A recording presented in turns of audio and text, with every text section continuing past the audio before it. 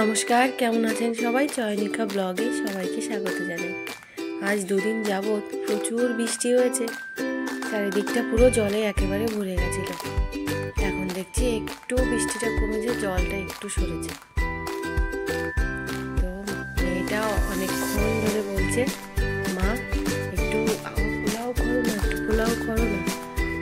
ওই জন্য গোবিন্দভোগ চালটাকে প্রথমে নুন হলুদ দিয়ে মেখে নিয়েছি, আর তারপরে কড়াইতে ঘিয়ের ফোড়ন দিয়ে তার মধ্যে কাজু কিশমিশটা একটু ভেজে চালগুলো দিয়ে অল্প চিনি দিয়ে মেখে সুন্দর করে ভেজে নিয়েছি। আর এখন এই পরিমাণ মতো জল দিলাম, মানে আমি 1 বাটি চাল দিয়েছি, তার 2 বাটি কম কম জল। ঠিক জলের মাপটা এমনই ছিল।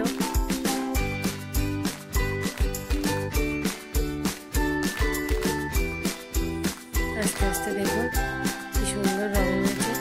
আর এদিকে ডিম আলু দিয়ে কষা করেছিলাম, আলুর দম করার ইচ্ছা ছিল, সেখানে কটা ডিম ছিল তাও দিয়ে দিয়েছি।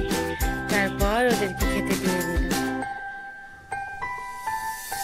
গোবিন্দভোগ চালের পোলাও আর এইখানে ডিমের কষা। বৃষ্টির মধ্যে এমন সুন্দর খাবার খেতে কার না ভালো লাগে বলুন। সবশেষে মেয়েকে সুন্দর করে ভাত